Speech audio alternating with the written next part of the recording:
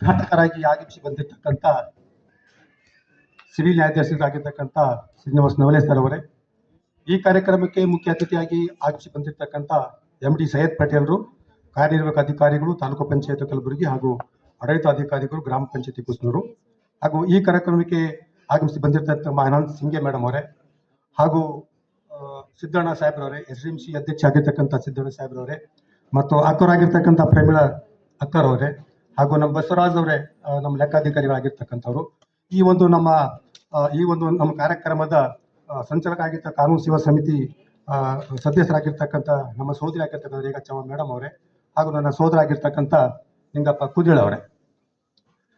ಒಂದು ಮಾತಿದೆ, ಗಾದೆ ಮಾತು, ಪರಿಶಿಷ್ಟ ಜಾತಿ ಮತ್ತು ಪರಿಶಿಷ್ಟ ಪಂಗಡ ಯಾಕೆ ಹೆಸರಿಟ್ರು ಅಂತಕ್ಕಂಥ ಪ್ರಶ್ನೆ ಬರ್ತದೆ. ಯಾಕೆ ಬರ್ತಾ ಪ್ರಶ್ನೆ ಅಂತಂದ್ರೆ, ತಾಯಿ ಗರ್ಭದಿಂದ ಹುಟ್ಟು ನಾಮ್ಯಾಗ ನೀಮ್ಯಾಗ ಅನ್ನುವರನ್ನ ಬತ್ತಲಲ್ಲಿ ತಂದು ಮೆಟ್ಟಿಲು ಇಡಬೇಕಂತ ಅಂಬಿಗರ ಚೌಡ ಹೇಳ್ತಾರೆ. ಸಮಾಜದಲ್ಲಿ ಸಮಾನತೆ ಕಾಣಬೇಕಾದ್ರೆ ಎಲ್ಲ ಸಮಾನತೆ ಇರಬೇಕೆಲ್ಲರೂ, ತಾರತಮ್ಯ ಇರಬಾರ್ದು. ಯಾವಾಗ ತಾರತಮ್ಯ ಇರ್ತದೆ, ಇದು ಪರಿಶಿಷ್ಟ ಜಾತಿ ಪರಿಶಿಷ್ಟ ಪಂಗಡ ಅಂತಕ್ಕಂಥದ್ದು ಸರ್ಕಾರ ನಿಯಮ ಇಲ್ಲಿ ನಮ್ಮಲ್ಲಿ ಹಾಕಿರ್ಬೇಕಾಗ್ತದೆ. ನಾನು ನಿಮ್ಗೆ ಇಷ್ಟೇ ಹೇಳ್ತೀನಿ, ಈ ಪರಿಶಿಷ್ಟ ಪಂಗಡ ಮತ್ತು ಪರಿಶಿಷ್ಟ ಜಾತಿ ಹೆಸರು ಯಾಕೆ ಇರ್ತಕ್ಕಂಥ ಪ್ರಶ್ನೆ ಬಂದಾಗ, ಒಬ್ಬ ದಲಿತ ಮನುಷ್ಯ, ಒಬ್ಬ ದಲಿತ ಹುಡುಗ ಎತ್ತಿನ ಗಾಡಿಯಲ್ಲಿ ಕೂತರು, ಎತ್ತಿನ ಗಾಡಿ ಅಪವಿತ್ರ ಆಯ್ತು ಅಂತೀರಿ. ದೇವಸ್ಥಾನಕ್ಕೆ ಒಬ್ಬ ದಲಿತ ಹುಡುಗ ದೇವಸ್ಥಾನಕ್ಕೆ ಹೋದ್ರೆ ದೇವಸ್ಥಾನ ಸುದಕ್ಕೆ ಅಪವಿತ್ರ ಆಗ್ತಂತೀರಿ. ಅದೇ ಹುಡುಗ ಒಂದು ಶಾಲೆಯಲ್ಲಿ ಕಲ್ತರು, ಶಾಲೆ ಸುಡೋದಕ್ಕೆ ದಲಿತ ಹುಡುಗ ಅಪವಿತ್ರ ಆಗ್ತೀರಿ. ಅದೇ ಹುಡುಗ ಈ ಭಾರತ ದೇಶ ಸಂವಿಧಾನ ಬರೆದು ದೇಶನ ಪವಿತ್ರ ಮಾಡಿದ್ರಲ್ಲ, ಅದೇ ಪವಿತ್ರ ಅಂತಕ್ಕಂಥ ಪ್ರಶ್ನೆ ಬರ್ತದೆ.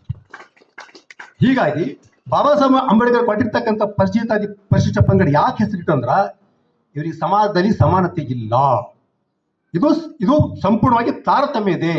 ಎಲ್ಲಿವರೆಗೆ ಸಮಾನತೆ ಬರ್ತದೋ ಅಲ್ಲಿವರೆಗೆ ಮೀಸಲಾತಿ ಇರಬೇಕಂತಕ್ಕಂಥ ಕಾನ್ಸೆಪ್ಟ್ ಈ ಭಾರತ ದೇಶ ಸಂವಿಧಾನದಲ್ಲಿ ಹುಟ್ಟು ಹಾಕಿದೆ. ಈಗ ನಮ್ಮ ಭಾರತ ದೇಶ ಸಂವಿಧಾನ ಆರ್ಟಿಕಲ್ 14 ಏನ್ ಹೇಳ್ತದ, ಆಲ್ ಆರ್ ಬೇಕು, ಎಲ್ಲರೂ ಸರಿ ಸಮಾನರು. ನಮ್ಮನ್ನು ಸಹಜ ಹೇಳ್ತದೆ, ಇದ್ದೀವಿ ನಾವು ಸಮಾಜದಲ್ಲಿ ಸಮಾನತೆ ಇದೆಯಾನ? ಇಲ್ಲ. ಯಾವಾಗ ಸಮಾನತೆ ನಾವು ಇರ್ತೀವಿ ಅವಾಗ ಇದು ಪರಿಶಿಷ್ಟ ಜಾತಿ ಪರಿಶಿಷ್ಟ ಪಂಗಡ ಅಂತಕ್ಕಂಥ ಜಾತಿ ನಿರ್ಮೂಲನೆ ಆಗ್ತದೆ. ಅಲ್ಲಿವರೆಗೆ ಇದು ಇರೋದೇ ಇದು. ಈಗ ನಮ್ದು ಒಳ ಮೀಸಲಾತಿ ಬತ್ತಿ, ಒಳ ಮೀಸಲಾತಿ ಯಾಕೆ ಕೊಟ್ಟು, ಜನಸಂಖ್ಯೆ ಆದ್ರ ಮೇಲೆ ಮೀಸಲಾತಿ ಮಾಡ್ರಿ ಅಂತಕ್ಕಂಥದ್ದು. ಯಾರು ಜಾಸ್ತಿ, ಯಾಕಂದ್ರೆ ಈಗ SC/ST ನಲ್ಲಿ ಜನಸಂಖ್ಯೆ ಕಡಿಮೆ ಇರ್ತಾರೆ, ಎಲ್ಲ ಪ್ರಾಫಿಟ್ ಅವರೇ ಹೋಗ್ತಾರೆ. ಹಂಗಲ್ಲ, ಜನಸಂಖ್ಯೆ ಆದ್ರೆ ಬುದ್ಧಿ ಇರ್ಬೋದು, ಶಿಕ್ಷಣ ಇರ್ಬೋದು, ಮೆಡಿಕಲ್ ಸೀಟ್ ಇರ್ಬೋದು, ಇಂಜಿನಿಯರ್ ಸೀಟ್ ಇರ್ಬೋದು, ಜನಸಂಖ್ಯೆ ಆದ್ರ ಮೇಲೆ ಅವರಿಗೆ ಹುದ್ದೆ ಕೊಡಿ ಅಂತಕ್ಕಂಥ ಈಗ ಅಂದ್ರೆ ಇತ್ತೀಚೆಗಷ್ಟೇ ಒಳ ಮೀಸಲಾತಿ ಜಾರಿಗೆ ತಂದಿದ್ದಾರೆ. ಅದರ ನಾವು ಬೆನಿಫಿಟ್ ಇವತ್ತಿಗೆ ನಾವು ತಗೋಬೇಕಾಗಿದೆ. ನಾವು ತಗೋಬೇಕಾದ್ರೆ ಶಿಕ್ಷಣದಲ್ಲಿ, ಆರ್ಥಿಕವಾಗಿ, ರಾಜಕೀಯದಲ್ಲಿ ನಾವು ಮುಂದೆ ಬರಬೇಕು. ಯಾಕೆ ಮುಂದೆ ಬರಬೇಕು? ಪರಿಶಿಷ್ಟ ಜಾತಿ ಇದ್ದ ಕಾರಣಕ್ಕಾಗಿ. ಇದೇ ನಮಗೆ ಈಗ ದೇವಸ್ಥಾನಕ್ಕೆ ಹೋಗ್ತೀವಿ, ದೇವಸ್ಥಾನಕ್ಕೆ ಕಳ್ತೀವಿ, ಶಾಲೆ ಕಟ್ತೀವಿ, ಎಲ್ಲಾನು ಮಾಡ್ತೀವಿ. ದೇವಸ್ಥಾನ ಆದ ಮೇಲೆ ದಲಿತರಿಗೆ ಪ್ರವೇಶ ಇಲ್ಲ. ಕಾರಣ ಏನು? ದೇವಸ್ಥಾನ ಕಟ್ಟ ಮಂದಲ್ಲಿ ಯಾವ್ದು ಇರಲಿಲ್ಲ ಅವರಿಗೆ. ಈ ದಲಿತ ಅವನೇ ಏನ್ ಮಾಡ್ತಾನೆ, ಕಲ್ಲು ಕಡಿತಾನೆ, ಅದಕ್ಕೆ ಬಿಲ್ಡಿಂಗ್ ಕಟ್ತಾನೆ, ಸಂಪೂರ್ಣ ಬಿಲ್ಡಿಂಗ್ ಆದ ಮೇಲೆ ಆ ದೇವಸ್ಥಾನಕ್ಕೆ ಪ್ರವೇಶ ಇಲ್ಲ ಅಂತಕ್ಕಂಥದ್ದು ಈ ನಮ್ಮ ಸಮಾಜದಲ್ಲಿ ಎತ್ತಿ ಕಾಣ್ತದೆ.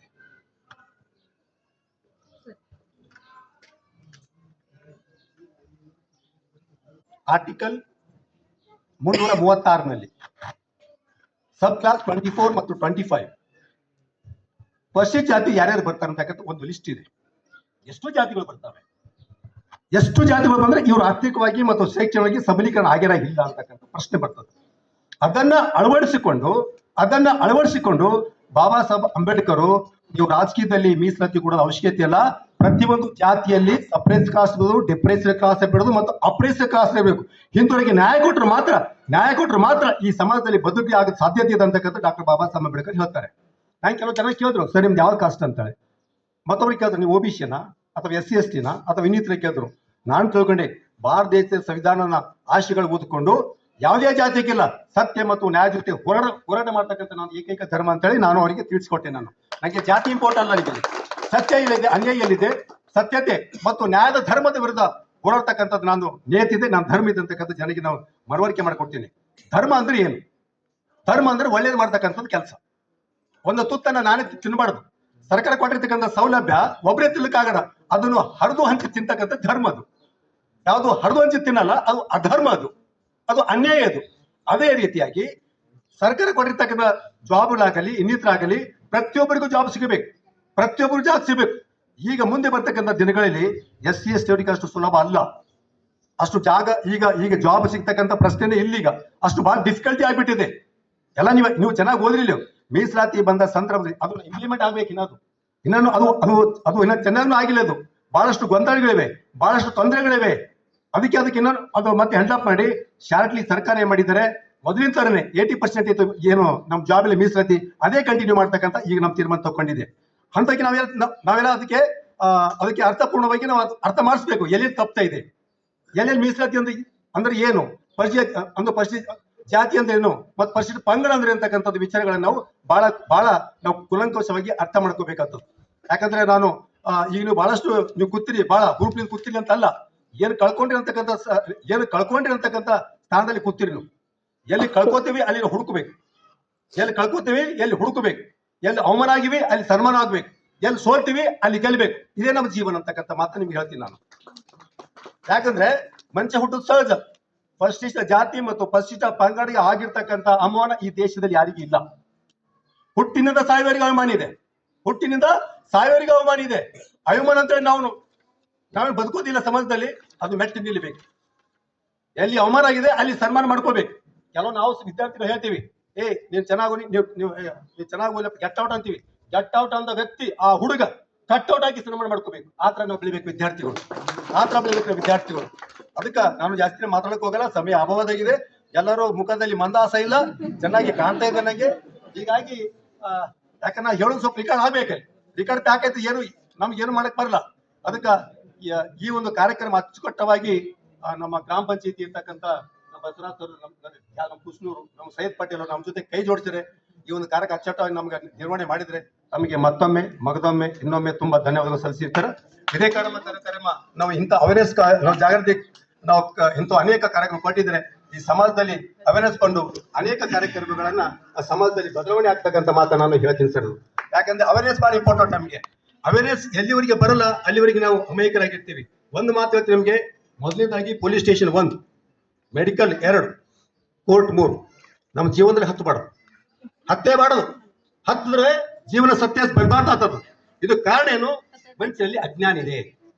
ಅಜ್ಞಾನ ಇರದೆ ನಾವು ಎಲ್ಲ ಹೋಗ್ತೀವಿ, ಮೆಟ್ಟಲ್ ಹಾಕ್ತೀವಿ, ಪೊಲೀಸ್ ಸ್ಟೇಷನ್ ಮೆಟ್ಟಲ್ ಹಾಕ್ತೀವಿ, ಕೋರ್ಟ್ ಮೆಟ್ಟಲ್ ಹಾಕ್ತೀವಿ, ಮೆಡಿಕಲ್ ಅಂತೂ ಅದು ಲೆಕ್ಕನೇ ಇಲ್ಲ, ಮೆಡಿಕಲ್ ಅಂತಕ್ಕಂಥದ್ದು. ಅದಕ್ಕೆ ನಮ್ಗೆ ಅವೇರ್ನೆಸ್ ಬಹಳ ಇಂಪಾರ್ಟೆಂಟು. ಅವೇರ್ನೆಸ್ ಎಲ್ಲಿವರೆಗೆ ಬರಲ್ಲ ಅಲ್ಲಿವರೆಗೆ ಇದು ಸಮಾಜ ಬದಲಾವಣೆ ಆಗಲು ಸಾಧ್ಯನೇ ಇಲ್ಲ. ಅದಕ್ಕೆ ನಾವು ಪ್ರತಿಯೊಂದು ಹಳ್ಳಿಗಳಿಗೆ ಅವೇರ್ನೆಸ್ ಅಂದ್ರೆ ನಾವು ಜಾಗೃತಿ ನಮ್ದು ಇದೆ ಅಂತಲ್ಲ, ಪ್ರತಿಯೊಂದು ಎಜುಕೇಶನ್ ಇರ್ಬೋದು, ಶಿಕ್ಷಣ ಇರ್ಬೋದು, ಶೈಕ್ಷಣಿಕ ಇರ್ಬೋದು, ರಾಜಕೀಯ ಇರ್ಬೋದು, ಮತ್ತೊಂದು ಮಗದೊಂದು ಇನ್ನೊಂದು ಎಲ್ಲದೂ ಇರ್ಬೋದು. ಅದಕ್ಕೆ ಅವೇರ್ನೆಸ್ ಕೊಟ್ರೆ ಈ ನಮ್ಮ ಭಾರತ ದೇಶದಲ್ಲಿ ಸಮಾಜವನ್ನ ಸಮೃದ್ಧ ಸಮಾಜ ಆಗ್ತಕ್ಕಂಥ ಮಾತು ಹೇಳಿ ಒಂದೆರಡು ಮಾತು ಮುಗಿಸ್ತೀನಿ. ಜೈ ಹಿಂದ್, ಜೈ ಕರ್ನಾಟಕ.